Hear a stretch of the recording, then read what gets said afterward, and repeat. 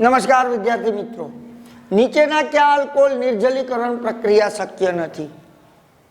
તમારી ટેક્સ્ટ બુકમાં એક ઉદાહરણ આપ્યું છે, CH3CH2OH ઇથેનોલ. એનું તમે નિર્જલીકરણ કરતા કોની હાજરીમાં? સાંદ્ર H2SO4 સાંદ્ર સલ્ફ્યુરિક એસિડની હાજરીમાં 443 કેલ્વિન તાપમાને ગરમ કરો એટલે ઇથેનોલમાંથી પાણીનો એક અણુ દૂર થાય છે અને નિપજ તરીકે તમને મળે છે CH2 double bond CH2 plus H2O. આ જે તમને નિપજ મળી ઇથીન, આ છે ઇથેનોલ.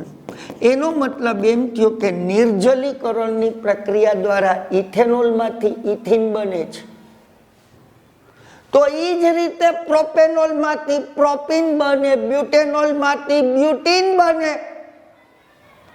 પણ મિથેનોલ એક કાર્બન વાળો આલ્કોહોલ છે, તો આમ એક કાર્બન વાળું કોઈ આલ્કીન છે જ નહીં. એક કાર્બન યુક્ત આલ્કીનનું અસ્તિત્વ હોતું નથી.